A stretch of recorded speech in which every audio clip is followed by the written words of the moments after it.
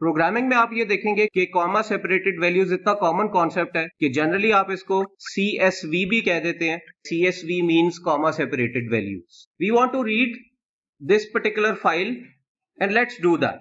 Side by side आपका compiler और इस फाइल को ओपन कर लेते हैं. सबसे पहले इस फाइल को जाके देखते हैं कि ये पड़ी कहां पे हुई है और एक इफ स्ट्रीम का आइडेंटिफायर डिफाइन करते हैं. इनको एसोसिएट कराते हैं उस फाइल के साथ जो कि ये आपको नजर आ रही है. And this file is placed 2 folders up and a folder example, and in that folder example you have got this file.dat. We would want to work only if this file exists, and if it does not exist हम यहाँ पे एक message देना चाहेंगे that the file does not exist. Just to make sure कि हमने यहाँ पे सही एक पाथ दिया है, मैं यहाँ पे अगर फाइल एग्जिस्ट कर रही है तो एक आउटपुट मैसेज कराना चाहूंगा which is yes. Let's run our program. You do see this yes over here, which means that the file exists. You have got only one line in your file.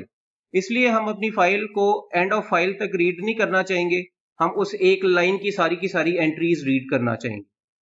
इसी एक activity को आगे बढ़ाते हुए हम यहाँ पे एक फाइल के अंदर मल्टीपल एंट्रीज रख देंगे और फिर हम एंड ऑफ फाइल तक जाना चाहेंगे. लेट्स फर्स्ट ऑफ ऑल सी कि हमारी जो फाइल्स हैं उसके अंदर डेटा टाइप्स कौन कौन सी मौजूद है.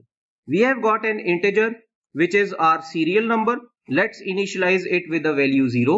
We have got a roll number, and for us our roll number is also an integer value. Let's also initialize it with the value 0. Then we have got a name over here, और names को represent करने के लिए अब आपको यहाँ पे character arrays यानी कि C strings इस्तेमाल करने पड़ेंगे. इस स्टेज के ऊपर हम ये अज्यूम कर लेते हैं कि हमारे जो C strings हैं उसके अंदर maximum size would be 50. So I am going to define a character name with the maximum entries equal to 50, और मैं इसको इनिशियलाइज करना चाहूंगा 0 वैल्यूज के साथ. These curly brackets would ensure कि हमारी जो हर एंट्री है वो सारी की सारी \0 से इनिशियलाइज हो जाए. After that we have got a character city, and we have just used the initials of our city. So over here NY is representing New York, और हम ये assume करते हैं कि city के initials की जो maximum number of characters हो सकते हैं that is maybe 10. And finally we have got a double value which is CGPA, and we would want to initialize our CGPA with 0 as well. Everything has been defined. Now we just need to get our entries from the file. Since there is a single line placed in our file, so हमें यहाँ पे कोई loop add करने की जरूरत नहीं है, हम 1 by 1 एंट्रीज को उठा लेते हैं. हम यहाँ पे इनपुट से पहली एंट्री जो लेना चाहेंगे that is our serial number. Rest assured ये लिखने से होगा ये कि आपकी जो इंटीजर वैल्यू 1 है that would get stored into your serial number. उसके बाद जो हमारी एंट्री आ रही है that is not 2063, that is a comma. There are 2 ways to deal with this comma. पहली ऑप्शन ये है कि हम इस कॉमा को सिंपली इग्नोर कर दें, और उसके लिए we have got the function ignore present with us. More on that later. Another option could be कि let's define a character temp over here. Let's initialize it with a \0, और serial number के बाद जो अगली entry हम यहाँ पे लेना चाहेंगे वो हम लेना चाहेंगे temp में. So this is what happens now. ये जो आपका 1 है that gets inserted, that gets input in your serial number का variable. ये जो temp है इसके अंदर अब आपका नेक्स्ट ये कॉमा जो कि एक कैरेक्टर वैल्यू है वो आ जाएगी. The next input that we have is again an integer value, and we would want कि ये इंटीजर वैल्यू जाके रोल नंबर में सेव हो. After this roll number we again have this comma over here. हम चाहेंगे कि ये comma जाके सेव हो हमारे टेम्प वाले वेरिएबल में. So after that we have got this entry which is a C string. C strings को रीड करने के लिए हमारे पास जो फंक्शन होता है that is known as getLine, and that is cin dot getLine, and there are 2 parameters to it. The first one is the name of the character array, which in our case is name. The second one is the maximum size of this character array, which is 50. This however is wrong because there are 2 things that we have to cater here. The first thing is कि आपके पास अब input जो है वो cin यानी कि console से नहीं आ रही, आपके पास इनपुट आ रही है इन से, which means that the input is coming from this file which is file.dat. दूसरी बात ये कि हम यहाँ पे सारी की सारी लाइन को नहीं गेट करना चाह रहे. अगर आप गेट लाइन इस तरह लिखेंगे तो आप एंड तक जितनी भी एंट्रीज हैं which means John Doe, NY, 3.45 वो सब कुछ एंटर करवा रहे होंगे हमारे नेम में. हम यहाँ पे एक तीसरी एंट्री भी दे सकते हैं तीसरी एंट्री एक हमारे पास डिलिमिटर होता है, और डिलिमिटर हमें यह बताता है कि आपने एंट्रीज किस एक कैरेक्टर तक उठानी है। डिलिमिटर हमें यह बताएगा कि हमने ये गेट लाइन की एंट्री किस एक कैरेक्टर तक उठानी है। कॉमा सेपरेटेड वैल्यूज की ब्यूटी ये है कि नेक्स्ट एंट्री है वो कॉमा से सेपरेटेड है। तो हमारे पास जो डिलिमिटर होगा इन are case that would be a comma. तो हम आते हैं हमारी उसी फाइल के अंदर और यहाँ पे एक तीसरी एंट्री देते हैं और वो होगी सिंगल कोट्स में एक कॉमा। जब आप यहाँ पे इस जॉन डो को अप टिल कॉमा उठा लेते हैं तो अब आपको इस कॉमा को दोबारा रीड करने की जरूरत नहीं है। That has already been red.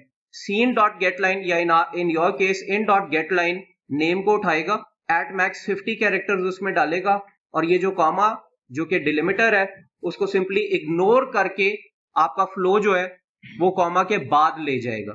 सो आपको इसके बाद ये इन टेम्प जैसी चीज करने की जरूरत नहीं है। After that our next entry is our city and we have already seen कि अब सिटी को उठाने के लिए हमें यहाँ पे इन डॉट गेट लाइन दोबारा कॉल करना है। यहाँ पे सिंपली हमारे पास जो वेरिएबल है that is city followed by the number of characters, the maximum number of characters that we have in your city, and followed by our delimiter, which in our case is again a comma.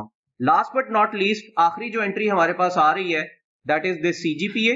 Rest assured कि आपका ये जो पिछली वाली line है which is in dot get line city 10 comma that already has taken your flow just before the CGPA over here, जो कि अभी मैंने हाईलाइट करके दिखाया हुआ है आपकी फाइल में। The next entry that you have is that of your CGPA and that's it. You have read your comma separated values वाली फाइल। हम यहाँ पे रिटर्न 0 से पहले अपनी फाइल को क्लोज भी कराना चाहेंगे and we would also want कि ये जितनी भी एंट्रीज हमने रीड की हैं इन सबको हम डिस्प्ले भी करवाना चाहेंगे।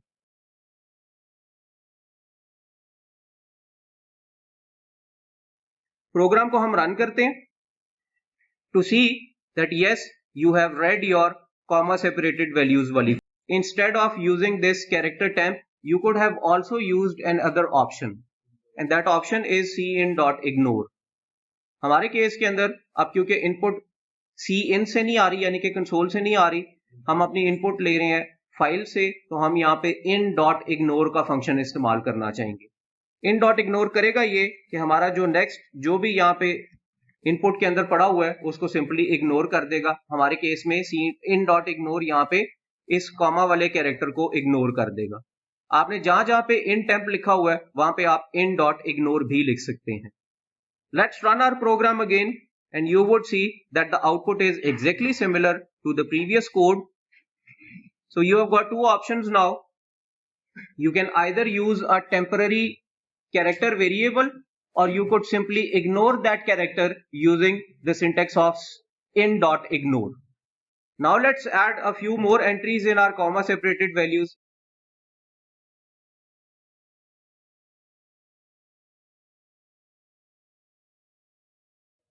Alright, so we have got 3 entries here in our file now.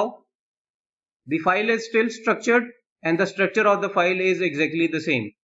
Please note कि अगर आपको फाइल का स्ट्रक्चर नहीं पता तो फिर आपके लिए मल्टीपल एंट्रीज उठाना इम्पॉसिबल हो जाएगा। We would want all the entries to be read and we would want to display all the entries as well.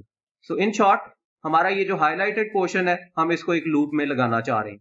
हमारा लूप ये चेक करेगा कि जब तक हम इनपुट की एंड ऑफ फाइल तक नहीं जाते तब तक हमारी वैल्यूज रीड भी होती रहें और हर वैल्यू जो रीड हो रही है उसको आप यहाँ पे डिस्प्ले भी करवाना चाहेंगे। Let's run our program and now you would see that multiple lines would be read in the similar way, बिल्कुल वैसे ही जैसे कि आपने एक लाइन को रीड किया था। कॉमा सेपरेटेड वैल्यू की डिस्कशन को ही थोड़ा सा आगे बढ़ाते हुए आपको मैं ये बताना चाहूंगा कि अगर आप कॉमा सेपरेटेड वैल्यू या किसी भी और फाइल के ऊपर काम कर रहे हैं इन सच अ वे दैट आपकी आखिरी एंट्री में एक एंटर साइन पड़ा हुआ है, अगर एक एक्स्ट्रा लाइन यहाँ पे पड़ी हुई है तो आप ये देखेंगे कि आपको यहाँ पे एक एक्स्ट्रा एंट्री नजर आएगी against this one line 4 which is present here. Let's say यहाँ पे अगर मल्टीपल एंटर साइन पड़े हुए हैं तो आपको यहाँ पे you get an extra entry over here. This is wrong, this should not happen. So अब इसका सोल्यूशन सबसे पहला तो ये होता है कि आप इंश्योर करें कि आपकी फाइल के एंड पे यहाँ पे कोई भी इस तरह की एंट्री नहीं पड़ी हुई। but sometimes this is out of your hands. You are not allowed to make any changes in your file. फिर आप क्या करेंगे? तो उसका एक सोल्यूशन है, और वो एक सोल्यूशन ये है कि आप अपना लूप जो है वो एंड ऑफ फाइल तक नहीं चलाते. आपकी जो पहली एंट्री है ना, वो आप लूप की कंडीशन में लिख देते हैं. तो आपकी पहली एंट्री यहाँ पे जो है that is in stream extraction operator and then the serial number. Let's cut it. Let's write it in your loop condition. And of course we don't need to add a semicolon here. Let's run our program again. You get exactly the same output. और अब इस एक काम करने से फायदा सिर्फ और सिर्फ ये हुआ है, अगर आप यहाँ पे मल्टीपल एंटर साइन रख देते हैं और अपने प्रोग्राम को चलाते हैं तो you don't get any extra lines at the end.